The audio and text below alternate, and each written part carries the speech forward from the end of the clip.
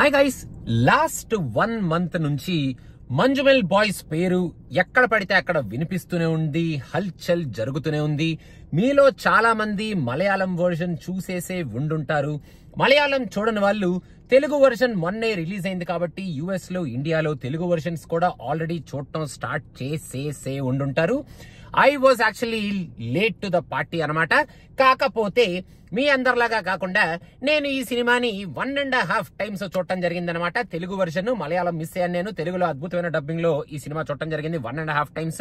అది ఎందుకు అంటే first half 2 times, second half 1 time జరిగింది అనమాట. మా థియేటర్ లో మావాడు మొన్న ప్రీమియర్ షోకి వెళ్తే సెకండ్ హాఫ్ మళ్ళీ ఎగరగొట్టడం వల్ల మళ్ళీ ఇందాకే ఆ మూవీని కంప్లీట్ చేసి రావడం జరిగింది. ఇంకా సినిమా విషయానికి వస్తే Manjummel boys undoubtedly a very interesting, a very emotional and a very engaging survival thriller అని డెఫినెట్ గా చెప్పొచ్చు. నార్మల్ గా మనం సర్వైవల్ థ్రిల్లర్ ని ఒక యాంగిల్ లో చూస్తూ ఉంటాం. అంటే ఎవరైతే ఆ ప్రాబ్లం లో ఇరుక్కున్నారో, ఎవరైతే సర్వైవ్ అవ్వడానికి ట్రై చేస్తున్నారో, most of the survival thrillers ఆ సైడ్ నుంచి మనం చూస్తుంటాం.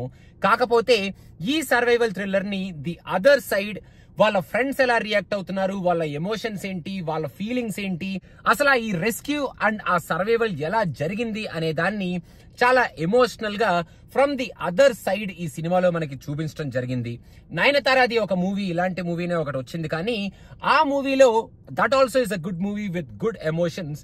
కాకపోతే మంజుమెల్ బాయ్స్ మూవీని చాలా న్యాచురల్ గా ఎక్కడ అన్వాంటెడ్ సీన్స్ కానీ, డైలాగ్స్ కానీ, క్యారెక్టర్స్ కానీ, యాక్టింగ్ కానీ, వీడేంట్రా బాబు ఎంత ఓవరాక్షన్ చేస్తున్నాడు అన్న కైండ్ ఆఫ్ ఫీలింగ్ మనకి కలిగించని క్యారెక్టర్స్ ని పెట్టుకొని ఆ మంజుమెల్ బాయ్స్ గ్యాంగ్ ఎవరైతే ఉంటారో వాళ్ళ చేత ఫెంటాస్టిక్ న్యాచురల్ పర్ఫార్మెన్స్ ని ఎక్స్ట్రాక్ట్ చేసుకొని సినిమా స్టార్ట్ అయినప్పటి నుంచి వాళ్ళ మధ్యలో ఉన్న ఒక బ్యూటిఫుల్ రిలేషన్షిప్ ని, ఆ ఫ్రెండ్షిప్ ని మనకి ఎస్టాబ్లిష్ చేస్తూ సినిమాని ఎక్కడా లేట్ చేయకుండా డైరెక్ట్ గా ఆ ఇన్సిడెంట్ లోకి తీసుకువెళ్ళిపోయి ఒక్కసారి ఆ ఇన్సిడెంట్ జరిగిన తరువాత ఆ చుట్టుపక్కల ఉన్న ఆ గ్యాంగ్ మెంబర్స్, ఆ ఫ్రెండ్స్ ఎలా అయితే రియాక్ట్ అవుతారు, వాళ్ళలో ఫియర్ ఎలా అయితే ఇన్వోక్ అవుతుంది అనే దాన్ని చాలా బ్యూటిఫుల్ గా ఫస్ట్ హాఫ్ లో చూపించడం జరిగింది.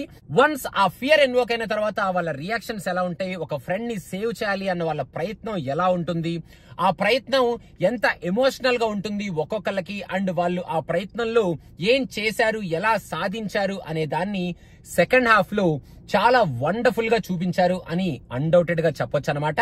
ఎందుకంటే సెకండ్ హాఫ్ లో వచ్చే ఎమోషన్స్ కానీ, అక్కడ కొంచెం నాన్ లీనియర్ గా కొంచెం ఫ్లాష్ బ్యాక్ కి తీసుకెళ్లి చిన్నప్పుడు వాళ్ళ ఫ్రెండ్షిప్ యాంగిల్ ని మనకి చూపిస్తూ చెప్పిన ఆ స్క్రీన్ ప్లే అండ్ కొన్ని beautiful shorts in the story telling కానీ ఎక్సలెంట్ గా చూపించారు మన డైరెక్టర్ అని చెప్పొచ్చు.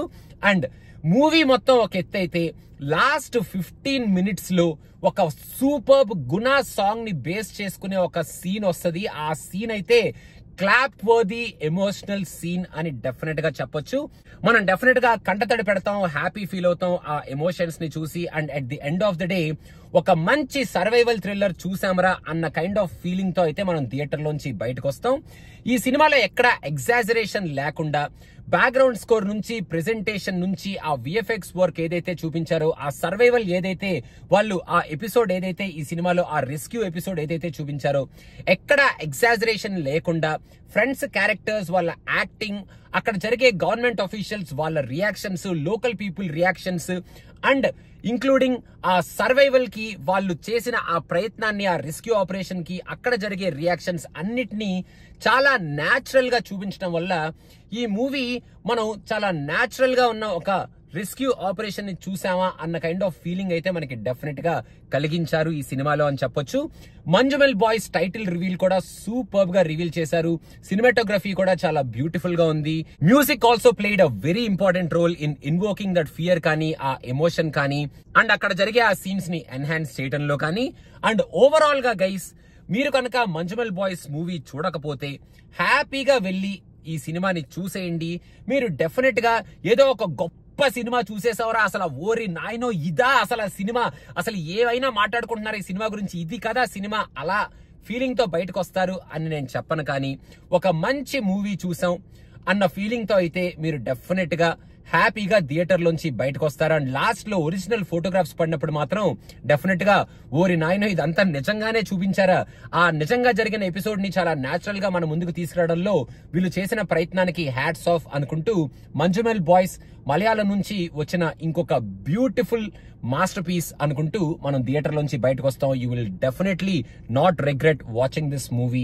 If you want watch this movie, go watch this movie in Telugu or in Malayalam, మీ ఇష్టం వచ్చిన లాంగ్వేజ్ లో. తెలుగులో చూసేటట్టయితే మాత్రం ఆ పాటల్లో లిరిక్ మాత్రం పట్టించుకోకండి బాబు, ఎందుకంటే అక్కడ ఏదేదో వచ్చేస్తూ ఉంటది. ఆ లిరిక్ ఏదేదో రాసేసుకొని ఏదేదో పదాలతో ఆ ట్యూన్ మాత్రం పాడేస్తూ ఉంటారు. కాబట్టి ఇంకా rest of the everything dubbing బానే ఉంది తెలుగులో. So you can enjoy this movie in theatres. And ఒకవేళ మీరు సినిమా చూసేస్తే మీకెలా అనిపించింది అనేది కింద కామెంట్స్ లో మెన్షన్ చేయండి.